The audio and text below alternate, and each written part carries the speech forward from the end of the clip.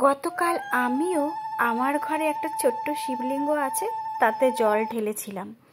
তো নিরামিষ রান্না করেছিলাম, আবার ছেলের জন্য আর ওর বাবার জন্য আমিষও রান্না করেছিলাম।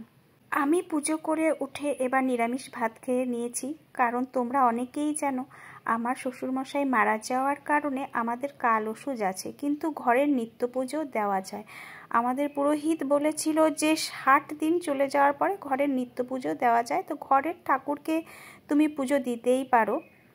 তাই আমার ঘরে যেহেতু শিবলিঙ্গ আছে, তাই আমি সেখানে জল ঢেলেছিলাম।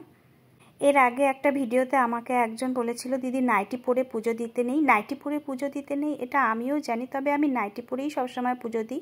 তবে বিশেষ দিনগুলোতে আমি কিন্তু নাইটি পরে দিই না, সেদিন আমি শাড়ি পরেই পুজো দিই।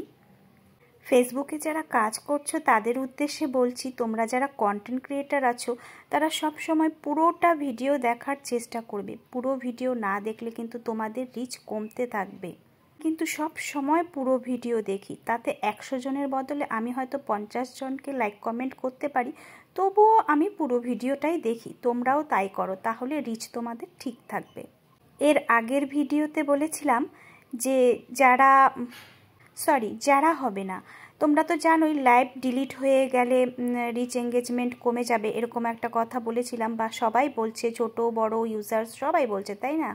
তো আমার এখন কি মনে হচ্ছে বলো তো, যেহেতু এটা ফেসবুক নিজে থেকে করছে, আমরা নিজেরা করছি না, তো আমার মনে হয় না আমাদের সেভাবে রিচ এঙ্গেজমেন্ট সব কিছু সব সময়ের জন্যই লাল হয়ে থাকবে, কারণ এটা ফেসবুক নিজে করেছে, আমরা তো করিনি। আমরা যখন নিজের থেকে কোনো কিছু ডিলিট করি তখন সেটা অবশ্যই আমাদের পেজ বা প্রোফাইলে প্রভাব পড়বে, কিন্তু যেহেতু এটা ফেসবুক করেছে, তার মানে এটা হয়তো 2-1 দিন প্রবলেম হবে, কিন্তু সব সময়ের জন্য আমাদের এঙ্গেজমেন্টটা লাল হয়ে থাকবে এটা মনে হয় না হবে। এটা আমার ব্যক্তিগত মতামত, কার কি ধারণা এ ব্যাপারে আমার ঠিক জানা নেই।